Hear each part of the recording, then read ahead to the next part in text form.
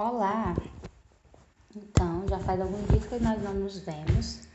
Eu espero que vocês estejam bem. E hoje a gente vai falar um pouquinho sobre os povos nativos da América antes da chegada dos espanhóis. Existem alguns povos principais para que a gente possa comentar, mas hoje nós vamos focar nos povos da Mesoamérica, que são astecas e maias. É interessante que vocês façam também a leitura obrigatória das páginas que estão descritas na nossa aula, para poder, entender melhor tudo que a gente vai discutir aqui.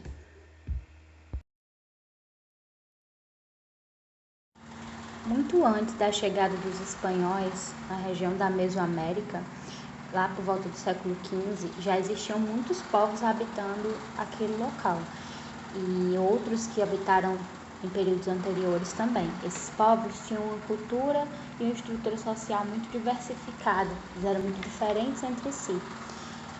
E a região da Mesoamérica é basicamente o norte da América Central e o sul da atual região do México. Os maias são povos que viviam na região chamada Península de Yucatán.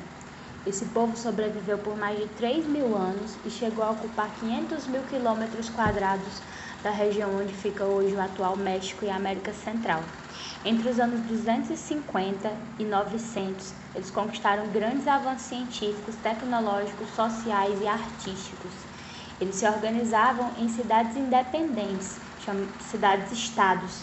E Tikal, que é a mais conhecida, a mais importante, chegou a ter em determinados períodos cerca de 60.000 pessoas. Os maias eram extremamente fascinantes e desenvolveram-se em vários setores da sua sociedade. Entre as principais características dos maias, além da formação em cidades-estados, que são cidades independentes, cada um com sua estrutura e seu governo próprio, também tem a questão de que eles eram povos muito ativos no comércio. Eles utilizavam a semente de cacau como uma moeda e comercializavam jade, baunilha, tecidos, sal. Na ciência, eles avançaram muito na matemática e também na astronomia. A astronomia deles era tão precisa que eles chegaram a descrever com bastante precisão o sistema de rotação de alguns astros, como a Lua, por exemplo, e o Sol. Outra coisa interessante é que os maias tinham dois tipos de calendários. Um calendário ritual, que tinha cerca de 260 dias, e um calendário civil, usado no dia a dia deles, que tinha 365 dias. O sistema numérico dos maias era muito avançado para aquele período, porque eles tinham a noção de zero, de vazio. E para nós isso parece até uma coisa bem simples ou inútil, mas na verdade é o zero que dá a possibilidade de que o sistema se torne mais complexo e que operações matemáticas mais profundas, digamos assim, sejam desenvolvidas, Enfim, outra coisa interessante é que eles também tinham uma escrita. A escrita dos maias era uma escrita hieroglífica.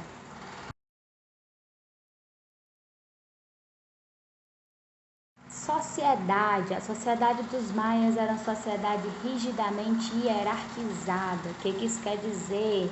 Quer dizer que ela tinha uma escadinha, era dividida em classes sociais, tendo os mais importantes lá no topo e as pessoas que eram consideradas de menor relevância na sociedade lá embaixo. No caso dos maias, lá em cima estava o principal líder deles, abaixo dele vinha sua família, os sacerdotes, em seguida os nobres, depois as pessoas comuns e por fim os escravos. Sim, eles tinham escravos. Uma coisa interessante da gente pensar também sobre os maias é que, na verdade, quando os espanhóis chegaram naquela região, eles já estavam em processo de dispersão. As cidades dos maias estavam abandonadas no século XV e o povo estava todo disperso. Alguns historiadores apontam como motivo para isso a desintegração,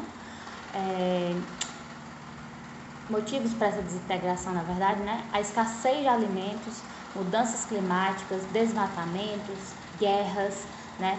Uma série de fatores. Ah, Fernanda, então quer dizer que os maias foram extintos? Não. Aquela forma de vida, aquela forma de organização se desestruturou, se desintegrou. Mas ainda existem remanescentes dos povos maias até os dias de hoje, espalhados pela região de Yucatán, Península de Yucatán.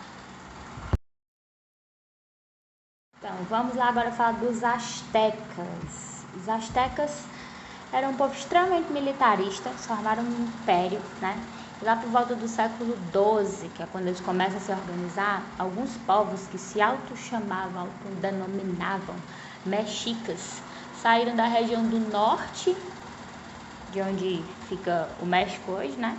Para o sul, em direção do sul. E se instalaram na região do Lago de Texcoco, numa ilha.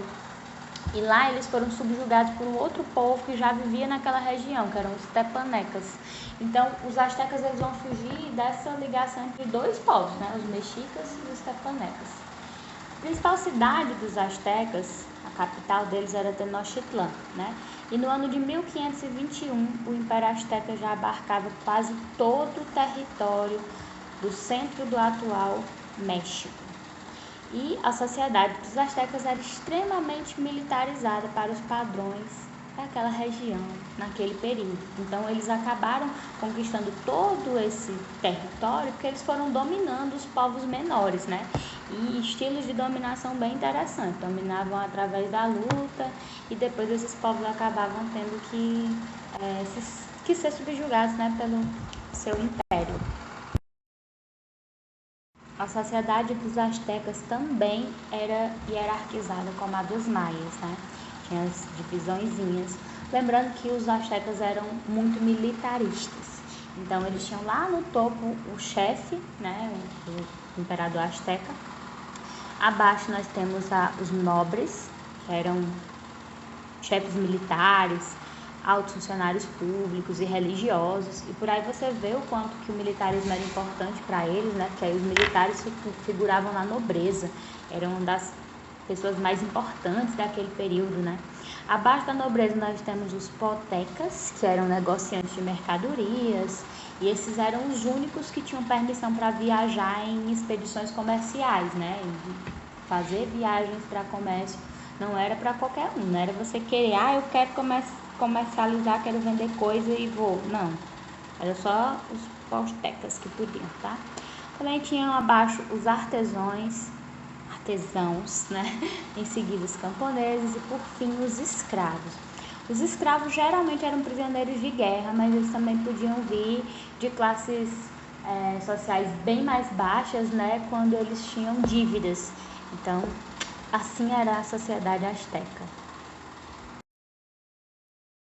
Então, entre as principais características dos astecas, a gente pode destacar algumas. Por exemplo, eles tinham uma escrita pictográfica e hieroglífica. O que isso quer dizer, Fernanda?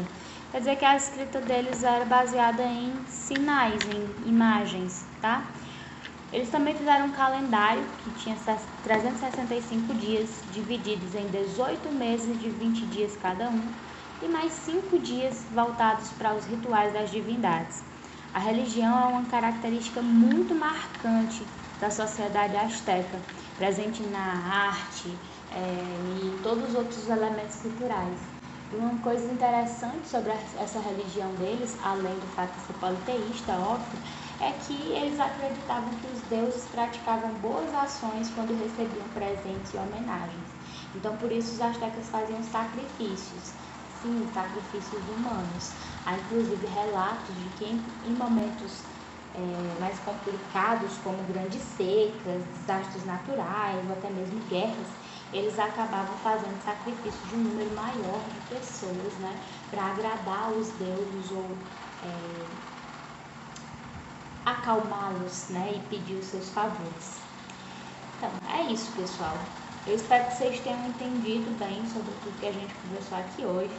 Façam a leitura obrigatória e na nossa próxima semana eu vou poder liberar uma outra parte desse conteúdo. Nós vamos falar mais um pouquinho sobre os astecas, o seu declínio e também sobre outros povos que viveram na América antes da chegada dos espanhóis, tá? Então, até o nosso próximo encontro virtual por enquanto. Eu espero que vocês estejam bem e que logo, logo a gente possa se rever.